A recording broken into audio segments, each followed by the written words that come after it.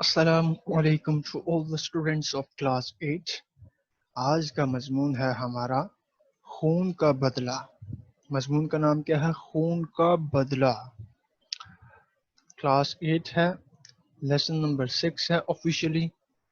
اور سب سے پہلے ہم اس مضمون کے جو مشکل الفاظ ہیں اس کو دیکھتے ہیں، کیونکہ جب اگر آپ کو مشکل الفاظ کی سمجھ آ گئی، مشکل الفاظ کے معنی پتہ چل گئے، تو اس کے بعد آپ کا جو مضمون ہے اس کو سمجھنا آسان ہو جائے گا آپ کے لیے. تو پہلے ہم مشکل الفاظ کا مطلب دیکھتے ہیں. پہلا لفظ کیا ہے؟ لت پت. اس کا مطلب ہوتا ہے آلودہ، خراب دل. مطلب لت پت، یہ تو خون سے لت پت ہے، یعنی خون سے آلودہ ہے. یہ تو کیچڑ سے لت پت ہے، یعنی کیچڑ سے آلودہ ہے. ٹھیک. نڈال. نڈال کا مطلب ہوتا ہے تھکا ہوا، ناتواں، کمزور. آپ آج بہت نڈال ہو چکے ہیں، یعنی بہت تھک چکے ہیں، بہت کمزور ہو چکے ہیں. لہجہ با لہجہ کا مطلب ہے لمحہ با لمحہ. بفرا ہونا، سخت ناراض. رنگت رنگ. نقاہت کمزوری. آپ بہت نقاہت شدہ ہیں، آپ بہت کمزور ہیں. حسرت، ایسی خواہش جو پوری نہ ہو. آپ کی خواہش تھی کہ 10/10 مارکس آتے آپ کے اردو سبجیکٹ میں، لیکن آپ کے 10 نہیں آئے. تو جب آپ کے مارکس نہیں آئے تو آپ نے کہا ہاں میری حسرت تھی کہ میرے اتنے مارکس آتے، یعنی میری خواہش تھی، میری تمنا تھی. تو ایسی خواہش جو پوری نہ ہو اسے بولتے ہیں حسرت. قاتل کا مطلب ہے قتل کرنے والا. ملال، رنج، غم. مجھے آپ کے پیسے گم ہو جانے کا ملال ہے. ٹھیک. تو ملال کا کیا مطلب ہے؟ رنج، غم. مہلک، خطرناک. اس جانور کو بہت مہلک بیماری ہے، مطلب بہت خطرناک بیماری ہے. کاری، گہری.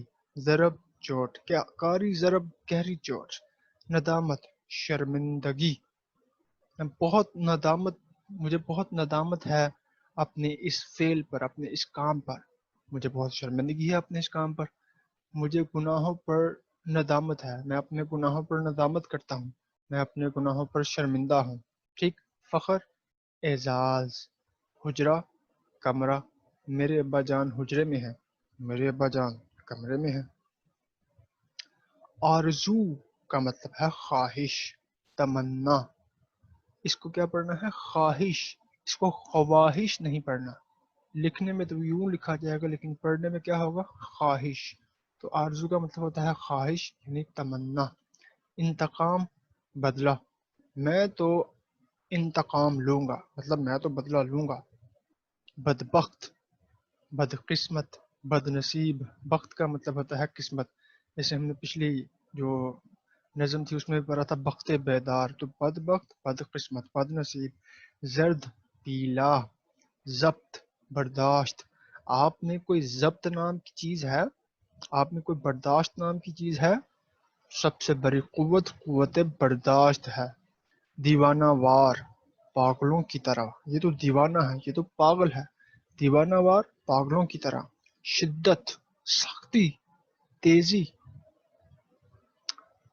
دھرام، یعنی بھاری چیز کے زمین یا پانی میں گرنے کی آواز. جیسے آپ کو پتھر پھینکے پانی میں یا چھت سے کوئی چیز پھینکے نیچے بھاری، تو نیچے جا کے گرتی ہے، دھرم کی آواز. دھرم، دھڑم.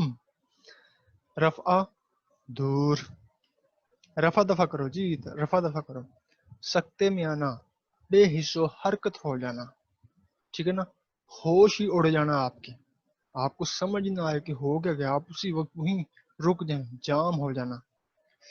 اس کے بعد صحت یاب کا مطلب ہے تندرست. دستور کا مطلب ہے قاعدہ، بنیادی اصول.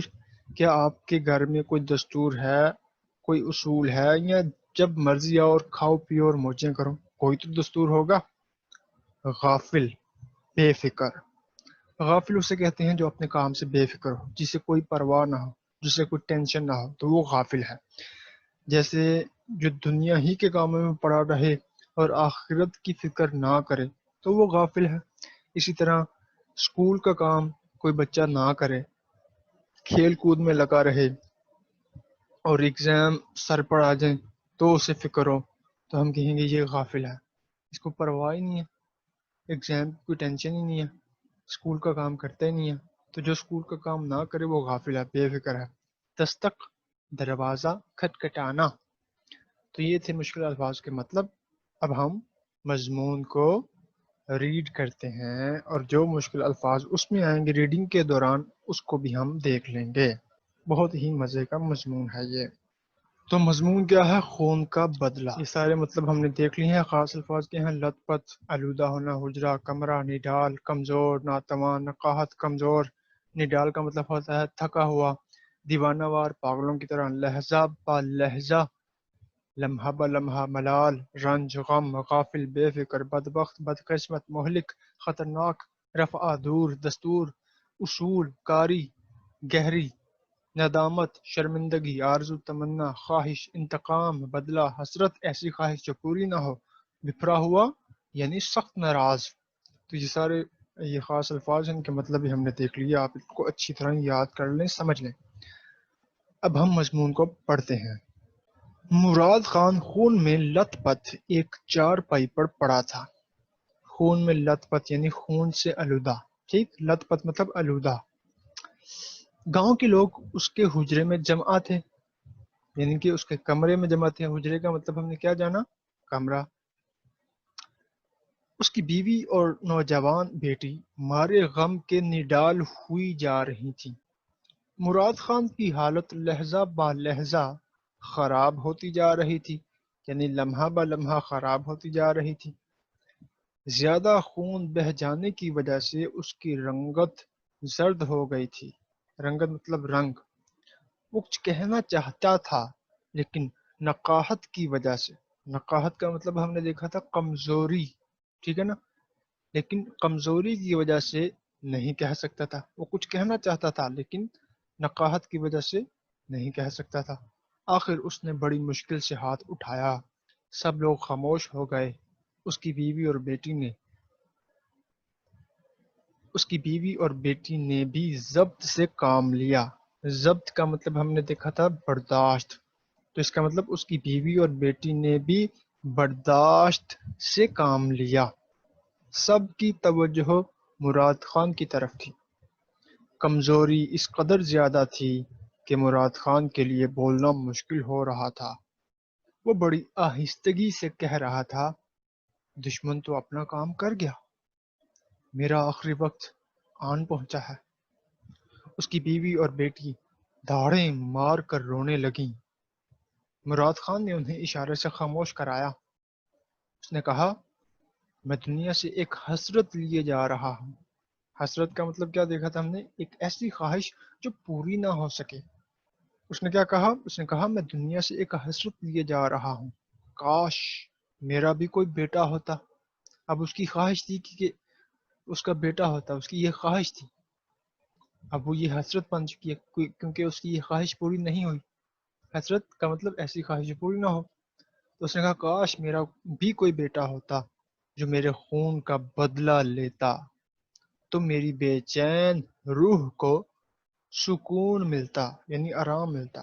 لیکن افسوس، اس کی آنکھوں سے آنسو بہنے لگے۔ مراد خان کی بیٹی سپن گل یہ سن کر اپنے باپ کے پاؤں سے دیوانہ وار لپٹ گئی، یعنی پاگلوں کی طرح لپٹ گئی اور کہنے لگی، اب بابا تم غم نہ کرو، میں وعدہ کرتی ہوں کہ جب تک تمہارے خون کا بدلہ نہ لے لوں مجھ پر چین کی نیند حرام رہے گی۔ یہ بات سن کر سب نے اس کی ہمت کی تعریف کی اور مراد خان بھی سکون سے مر گیا۔ دن گزرتے گئے مگر سپن گل اپنے وعدے کو نہ بھولی۔ وہ اپنے باپ کی خون کا بدلہ لینا چاہتی تھی لیکن کوشش کے باوجود اپنے باپ کے قاتل کا پتہ نہ چلا سکی۔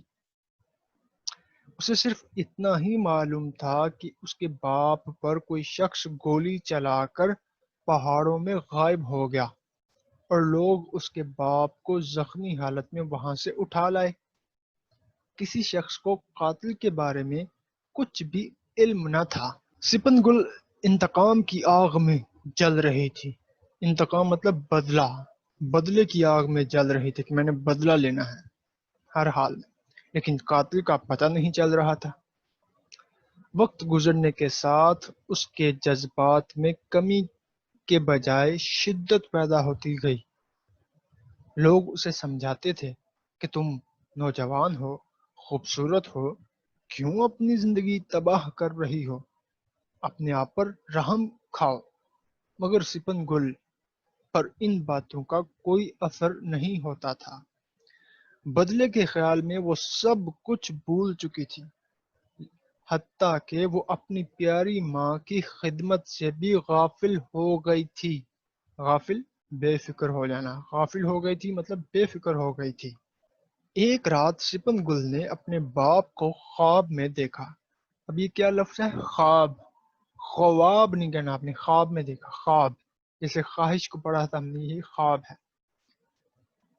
اس نے اپنے باپ کو خواب میں دیکھا کہ وہ کہہ رہا ہے، بیٹی میری روح تجھ سے بہت خوش ہے، اب مجھے کوئی ملال نہیں، یعنی کوئی غم نہیں، کوئی رنج نہیں کہ میرا کوئی بیٹا نہیں ہے۔ تو نے بیٹوں سے بڑھ کر میرے قاتل کی تلاش کی ہے، لیکن اب تو اس خیال کو اپنے دل سے نکال دے اور اپنی بوڑھی ماں کی خدمت کر۔ اس خواب سے سپن گل جاگ اٹھی اور اس کے کانوں میں بڑی دیر تک اپنے باپ کی آواز گونجتی رہی۔ اتنے میں دروازے پر دستک ہوئی۔ تھوڑی دیر کے بعد پھر کسی نے دروازہ کھٹکھٹایا۔ اب ماں بھی جاگ پڑی تھی۔ ماں بیٹی دونوں نے اٹھ کر دروازہ کھولا۔ دروازہ کھلتے ہی ایک زخمی نوجوان دھڑام سے اندر آ گرا اور گرتے ہی بے ہوش ہو گیا۔ وہ کچھ دیر تو اسے دیکھتی رہیں، پھر ماں نے اس کے منہ پر پانی کے چھینٹے مارے۔ دونوں نے اسے ایک پلنگ پر لٹایا۔ سپن گل نے جلدی سے پانی گرم کر کے اس کے زخم دھوئے۔ کچھ دیر بعد اسے ہوش آ گیا۔ اس کی ماں نے نوجوان کو گرم گرم دودھ پلایا اور اسے وہ دن یاد آ گیا جب مراد خان کو اسی طرح زخمی حالت میں لایا گیا تھا۔ اس نے نوجوان کو بتایا کہ آج سے 2 سال پہلے میرے شوہر کو بھی کسی بدبخت نے گولی مار دی تھی، لیکن اس کا زخم مہلک تھا، یعنی خطرناک تھا، اس لیے وہ مر گیا۔ تم نوجوان ہو اور زخم بھی گہرا نہیں ہے، بس ذرا سی کمزوری ہے، وہ رفع ہو جائے گی، یعنی دور ہو جائے گی۔ نوجوان نے پوچھا، تمہارے شوہر کا نام کیا تھا؟ اس نے کہا، مراد خان۔ یہ سن کر نوجوان سکتے میں آ گیا، یعنی کہ بے حس و بے حرکت ہو گیا، ایک سکتے میں آ گیا، وہی یہ کیا ہو گیا؟ اسے یوں محسوس ہوا کہ کسی نے اس کے سر پر کاری ضرب لگائی ہے، یعنی گہری چوٹ لگائی ہے۔ اس نے آنکھیں بند کر لیں۔ مراد خان کی بیوی نے پوچھا، خیر تو ہے؟ اس نے کہا، کوئی بات نہیں، درد کی وجہ سے کروٹ بدلنا چاہتا ہوں۔ ماں بیٹی نے اس نوجوان کی بڑی خدمت کی۔ جب بھی سپن گل اس کے لیے کھانا لے کر آتی تو نوجوان کی آنکھوں سے آنسو جاری ہو جاتے۔ اسے کچھ ندامت سی محسوس ہوتی تھی۔ ندامت مطلب شرمندگی سی محسوس ہوتی تھی۔ وہ بار بار کہتا تھا، میں تمہارے اس احسان کو کبھی نہیں بھلا سکتا۔ اس کی ماں کہتی، ہم نے تم پر کوئی احسان نہیں کیا، ہم نے تو اپنا فرض پورا کیا ہے۔ تم نے ہمارے گھر میں پناہ لی ہے، اگر تم صحت یاب ہو کر جاؤ تو یہ ہمارے لیے بڑے فخر کی بات ہوگی، یعنی بڑے اعزاز کی بات ہوگی۔ سپن گل نے کہا، میرے باپ کی روح کس قدر خوش ہوگی کہ ہم نے ایک زخمی کو پناہ دی اور اس کی خدمت کی۔ یہ بات سن کر نوجوان چلا اٹھا، سپن گل اپنے باپ کی بندوق لے آؤ، سپن گل اپنے باپ کی بندوق لے آؤ اور مجھے قتل کر دو۔ اس نوجوان نے کہا، سپن گل اپنے باپ کی بندوق لے آؤ اور مجھے قتل کر دو، اپنے باپ کے خون کا بدلہ مجھ سے لے لو۔ میں ہی وہ بدبخت ہوں جس نے کسی کے اشارے پر مراد خان کو قتل کیا تھا۔ مجھے خبر نہیں تھی کہ تقدیر مجھے مراد خان کے گھر پناہ لینے پر مجبور کر دے گی۔ مجھے قتل کر دو، میں زندہ رہنے کے قابل نہیں ہوں۔ سپت گل کے سینے میں انتقام کی آگ بڑک اٹھی اور وہ ایک بپھرے ہوئے شیر کی طرح دوڑتی ہوئی کمرے سے اپنے باپ کی بندوق لے آئی۔ آج تو وہ دن آیا تھا جس کی آرزو میں وہ زندہ تھی۔ آج کے دن تو اسے مرے ہوئے باپ سے کیا ہوا؟ آج کے دن تو اسے مرے ہوئے باپ سے کیا ہوا وعدہ پورا کرنا تھا۔ سپن گل نے بندوق کی نالی نوجوان کی طرف کی تو اس کی ماں نے ڈانٹ کر کہا، لڑکی، تیرے حواس تو ٹھکانے ہیں؟ یہ نوجوان اگرچہ ہمارا دشمن ہے لیکن اس نے ہمارے گھر میں پناہ لی ہے۔ اگر ہمارے گھر میں اسے کچھ ہو گیا تو ہم کسی کو منہ دکھانے کے قابل نہیں رہیں گے۔ بیٹی، تو اچھی طرح جانتی ہے کہ ہمارا دستور ہے کہ اگر دشمن بھی ہمارے گھر پناہ لے لے تو اس کی جان کی حفاظت کرنا ہمارا فرض بن جاتا ہے۔ یہ تو ہم کبھی سوچ بھی نہیں سکتے کہ گھر آئے مہمان کو قتل کر دیں۔ سپن گل، خدا کے لیے بندوق پھینک دو۔ ماں نے یہ باتیں کچھ اس انداز سے کہیں کہ سپن گل پر ان باتوں کا بڑا اثر ہوا۔ اس نے بندوق پھینک دی اور نوجوان سے کہا، کاش اس گھر کی چار دیواری سے باہر مجھے پتہ چل جاتا کہ تو میرے باپ کا قاتل ہے تو میرے ہاتھ سے بچ کر نہ جاتا۔ تو ہمارے گھر میں مہمان بن کر آیا ہے، اس لیے تجھے معاف کرتی ہوں۔ تو یہ تھی کہانی خون کا بدلہ۔ نیکسٹ کلاس میں انشاءاللہ اس مضمون کی مشق کریں گے۔ تب تک کے لیے اللہ حافظ۔